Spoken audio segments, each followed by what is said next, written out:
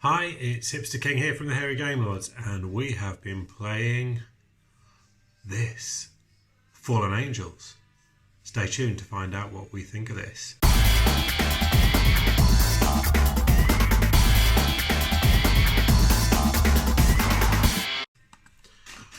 Fallen Angels is an absolutely brilliant little card game, and bearing in mind it's only, I think it's 30 cards with some extra sort of support cards in there as well.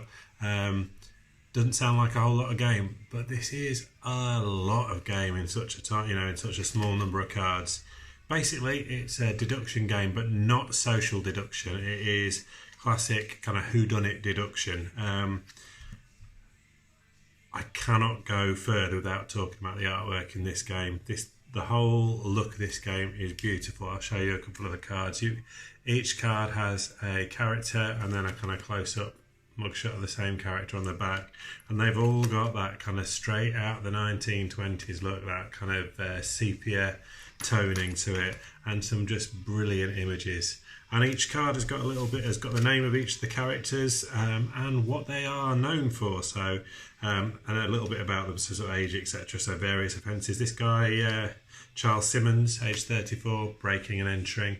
So you have this sort of rogues gallery of 1920s Australian sort of crime figures, and you act as if you like, the police, trying to catch these guys, get the evidence you need to convict them, and your aim as a group of players between 2 and 4 is to convict at least 12 of the criminals. You get 12, you win the game.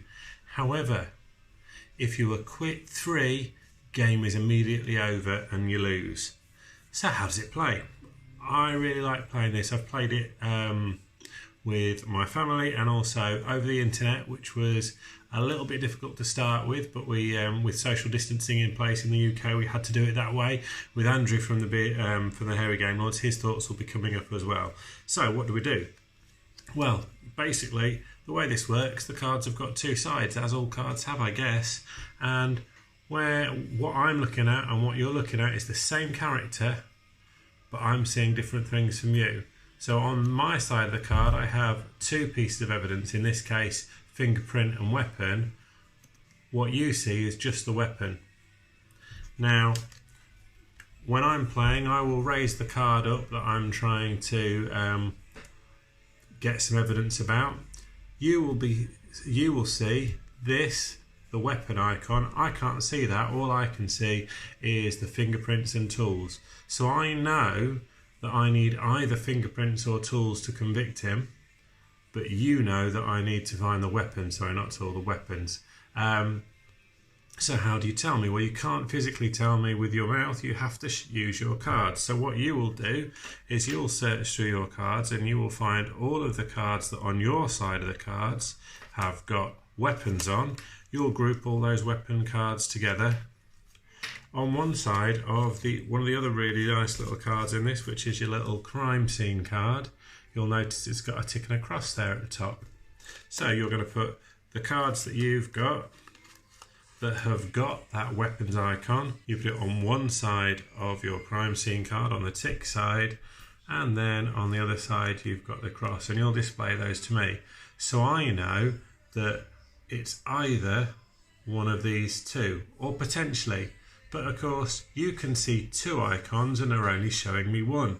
So you might not be showing me, as in the case of this one, the icon you think you are, and I've then got to work out if I've got enough information there to choose weapons over fingerprints. It's a gamble, because if I get it wrong, he's acquitted, but if I get it right, we can move him on to the next stage of our investigation. And the game goes like this. Now, if you get stuck and there isn't enough information, at the start of the game you remove some of the cards from the pack, and these become informants. There are 6 informants in each game, and what you do with these is you can see the top informant and he will give you 3 pieces of information, and the team who are working with you will tell you if any of those information are the bits of evidence you need, and that might help you with the deduction. Only problem is there are only 6 informants, and the minute you use one, they scuttle away into hiding. because we know nobody likes a snitch, so they have to disappear, because otherwise, in the criminal underworld, they are a dead dodo. So that's how the game plays. You go round in turns. Each time your turn comes up, you get to deduce one of those characters, and hopefully, let's take a look at Patrick. If I was able to guess that I know that he's definitely got fingerprints. On this case, I need to know that it's fingerprints and fibres. So if I'm able to guess that, on my card it then says I can rotate or flip the card. So I have a choice. If I rotate it, I then have this view of the card. You'll have a different one. If I flip it, I'll have again a different view. Once I finally get around to number 1, if I solve on number 1, I can convict Patrick and he can make one of the 12 that we need to win. This is a brilliant little deduction game.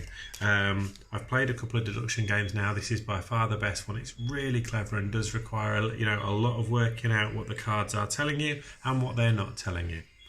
So big thumbs up for me. There's a little bit of time left on the Kickstarter. If you don't get it on the Kickstarter, look out for it on the Pledge Manager when that comes out. Bearded Lady here, and yes, this game, oh my word. So, takes me a little bit of time to understand the ins and outs of these kind of games, and Hipster King was extremely patient in teaching me. Thanks. So, artwork, as Hipster King has already said, the photography on this, the photos, the way that there's the kind of like the close up and then the kind of like the far away shot, just really, really, really nice. Brings in that theming and the kind of like the time that it sets so very, very well. And then the gameplay itself, wow. As I started to understand more and more what I was actually doing and working out how to get the characters that you need to find out the criminals and get them arrested before you try and arrest the wrong ones. This game is just so good.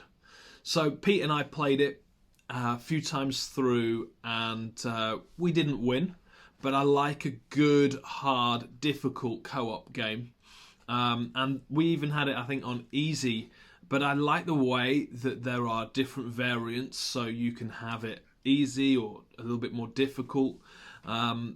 Really enjoy that, so that as you start to get more and more into playing the game, get to a little bit used to different things, you can still change up for that replayability. And trying to arrest 12, where effectively you can have maybe two or three mistakes, is really quite difficult, but a great game. You need to back this on Kickstarter now. Go do it now, because it is such a good game. And both Pete and I, we are completely in awe, but also blown away with how the designers of this game have made all of those cards work together. It is genius. Amazing. And a really good game that's come out of that amazing talent and skill that these designers have. So go and get involved with this game. Really, really good. Us hairy game lords will be playing it for many, many more hours to come. Excellent stuff.